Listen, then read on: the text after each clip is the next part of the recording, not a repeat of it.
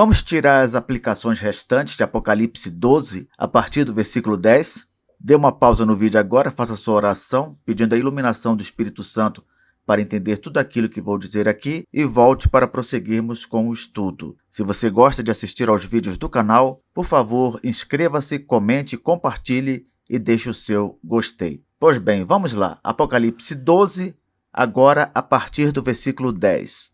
Então, ouvi grande voz do céu proclamando: agora veio a salvação, o poder, o reino do nosso Deus e a autoridade do seu Cristo, pois foi expulso o acusador de nossos irmãos, o mesmo que os acusa de dia e de noite diante do nosso Deus. Note como a vitória de Cristo é proclamada aqui. E por quê? Porque o acusador, isto é, Satanás, foi vencido e a acusação que ele fazia contra os crentes foi completamente anulada. Diante disso, cabe a mim, a você, rejeitar a culpa que o diabo tenta lançar sobre nós. Ele faz isso por meio de muitas e muitas pessoas que nos cercam, usando-as como seu instrumento, e você deve sempre lembrar disso. Por quê?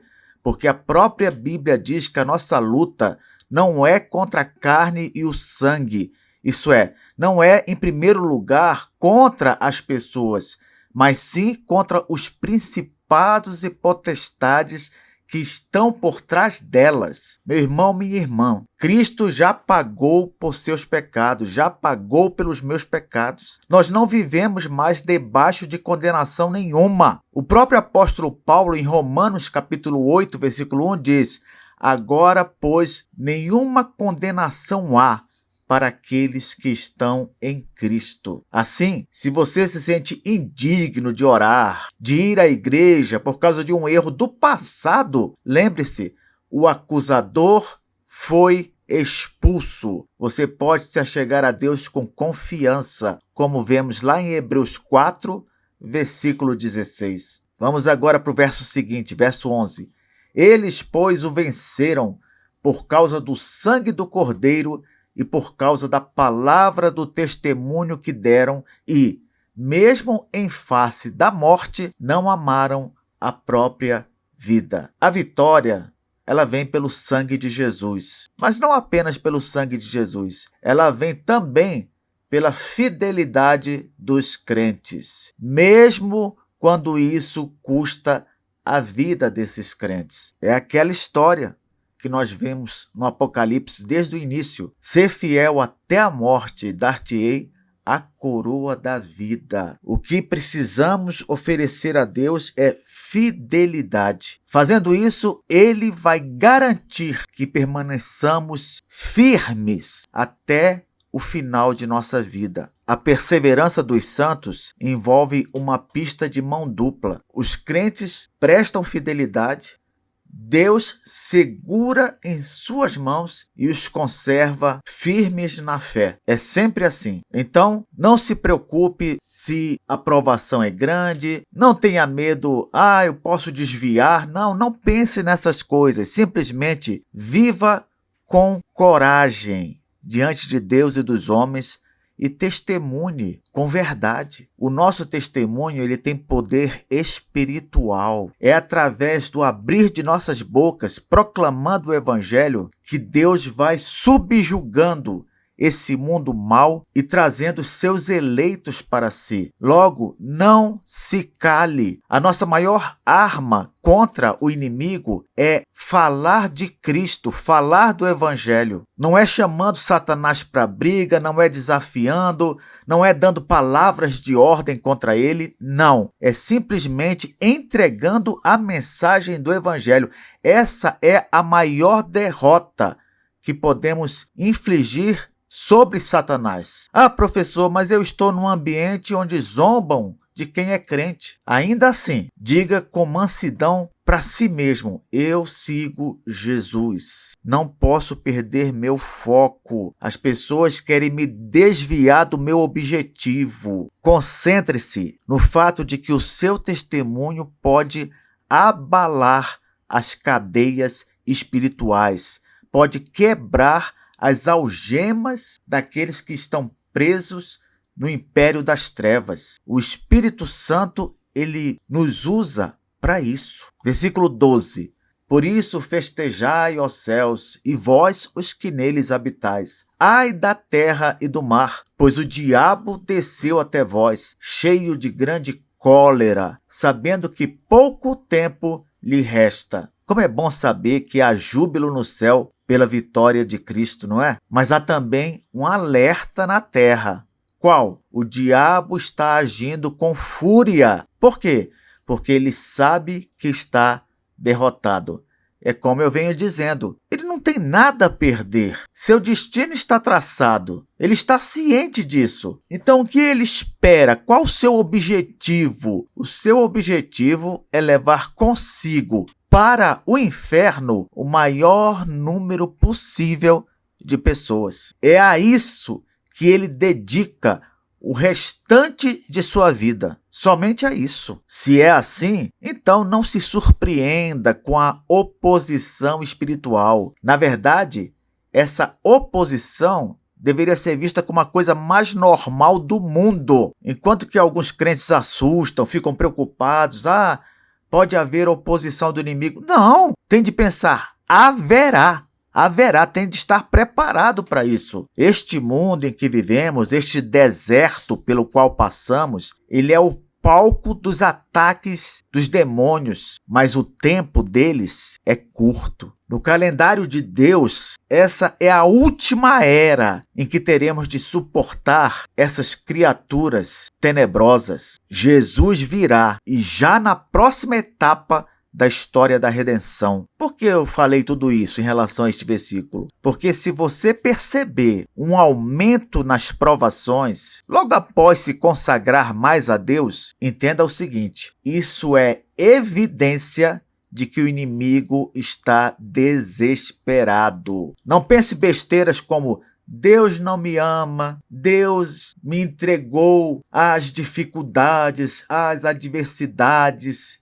Não, dificuldades espirituais são evidência de que o inimigo está desesperado, porque você está no caminho certo. Você acha que Satanás está mais preocupado com quem permanece no caminho largo ou com quem insiste no caminho estreito? O que você acha? Está mais preocupado com aqueles que já estão em seu poder ou com aqueles que o desafiam todos os dias, com testemunho de suas próprias vidas? Versículo 13.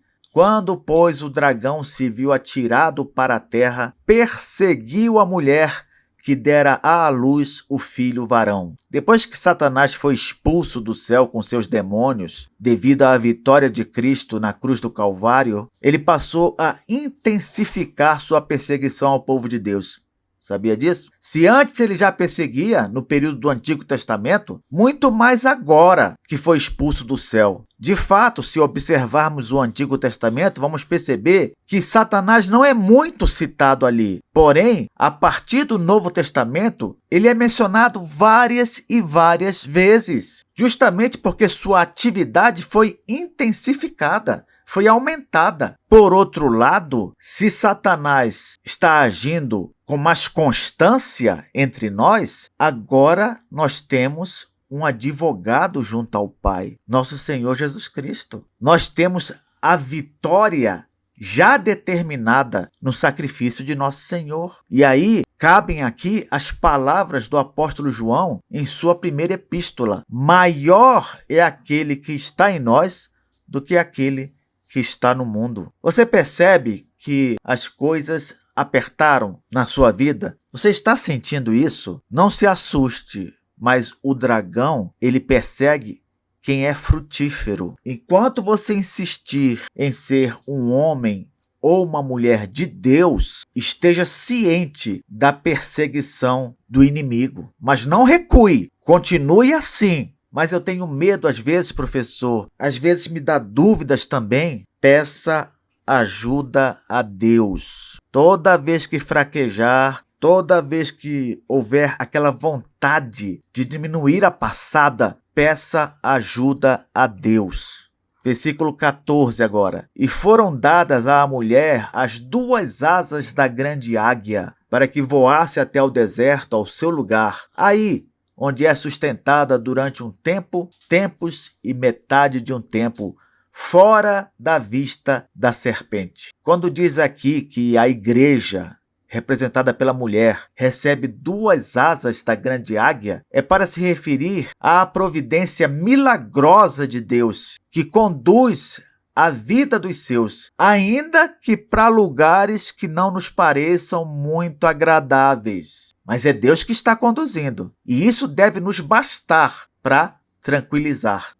O deserto, eu já falei, é o próprio mundo onde estamos, esse mundo caído, porque é aqui que devemos passar por uma peregrinação, sendo testados em nossa fé e aprendendo a viver confiando em Deus todos os dias. Deus é que leva para o deserto, nas asas da grande águia, mas também Deus é aquele que providencia o livramento e o sustento sobrenatural para o seu povo, assim como ele fez lá com o povo que ele tirou do Egito durante 40 anos no deserto. Nem as roupas daquelas pessoas envelheciam. Deus as conservava de forma sobrenatural. E aqui, quando fala que a igreja é sustentada durante um tempo, tempos e metade de um tempo, nós já sabemos que isso significa que essa peregrinação se dará durante toda a era da igreja. Não existe crente que passou por este mundo que não tenha vivido em peregrinação espiritual. Não existe isso. Por isso que aquele clássico do John Bunyan, O Peregrino, descreve a vida de todos nós. Por fim, quando este versículo diz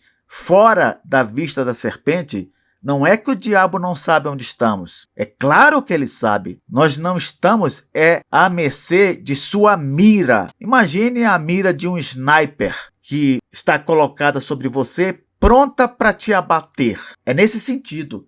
Não estamos na mira de Satanás para sermos abatidos, porque ainda que morramos, vamos para o céu. Aquilo que para o mundo parece uma evidência indiscutível de derrota, que é a morte física, não é nada para um crente em Jesus, e sim somente um abrir e fechar de olhos do deserto de provação para a presença gloriosa de Cristo. Então, uma aplicação boa aqui é confiar no cuidado de Deus em tempos de exaustão, de cansaço. Às vezes, quando pensamos em deserto, só vem coisa ruim à mente. Mas foi no deserto também que Deus, de noite, colocava uma coluna de fogo para aquecer os seus e também para espantar os adversários. Foi no deserto que, durante o dia, Deus colocava uma coluna de nuvem para guiar o povo e, ao mesmo tempo, lhe dar sombra. Foi no deserto que Deus sustentou Elias de forma milagrosa. Foi no deserto que ele mandou maná, mandou codornizes. Foi no deserto que ele fez sair água da rocha. Sim, o deserto normalmente lembra coisa ruim, mas a bênção de Deus também se faz presente ali. Deus sempre nos dará, junto com os problemas, refrigério, consolo, força, persistência, porque o seu grande objetivo é nos tornar crentes melhores. Versículo 15. Então a serpente arrojou da sua boca, atrás da mulher, água como um rio, a fim de fazer com que ela fosse arrebatada pelo rio.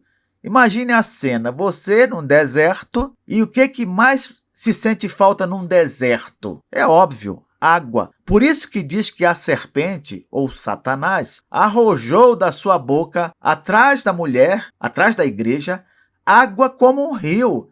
Para quê? Para arrebatá-la pelo rio. Em outras palavras, a água aqui simboliza as maiores tentações que os crentes podem sofrer. Assim como água para o deserto é sinônimo de tentação, aqui esse rio simboliza todas as tentações possíveis que Satanás utilizará para derrubar o povo de Deus. O inimigo, ele tenta enganar ou destruir com mentiras, falsas doutrinas, perseguições, e tudo isso está relacionado a esse rio, porque quem vive no deserto normalmente sente muita sede. Assim, filtre as vozes que você ouve. O diabo lança constantemente rios, vamos dizer assim, de palavras falsas para te afastar da verdade. E não é porque você está no deserto que você vai cair nessa, não. Cuidado, por exemplo, com ensinos populares que parecem espirituais, mas na verdade não são bíblicos. Leia a Bíblia, consulte sua liderança, peça discernimento. Muitas igrejas aí ficam falando assim, um exemplo, você tem que determinar sua bênção. Isso não parece fé? Parece, mas também pode ser soberba disfarçada. É o homem querendo ocupar o lugar de Deus e decidindo sua própria bênção. Esse tipo de coisa faz parte do rio que vem da boca da serpente. Versículo 16, a terra, porém, socorreu a mulher, e a terra abriu a boca e engoliu o rio que o dragão tinha arrojado de sua boca. Aqui neste versículo nós vemos Deus usando até a criação para proteger seu povo. Não é interessante? A natureza aqui nesse versículo, ela simboliza os meios, muitas vezes naturais, deste mundo mesmo, né? Que Deus usa para poder frustrar os planos do inimigo. Muitas vezes Deus nos ajuda, nos salva, nos socorre, não é por meio de algo claramente sobrenatural ou milagroso, não. Deus usa as coisas, Deus usa as pessoas. Aqui nesse versículo ele usou a terra, mas é como eu falei, essa terra pode simbolizar qualquer instrumento deste mundo que Deus pode utilizar para nos ajudar. Sim, Deus pode usar qualquer coisa para te livrar. Pode usar um recurso financeiro, pode usar um amigo, pode usar a sua família, pode usar a igreja, qualquer coisa. Tudo coopera para o plano daquele que controla todas as coisas.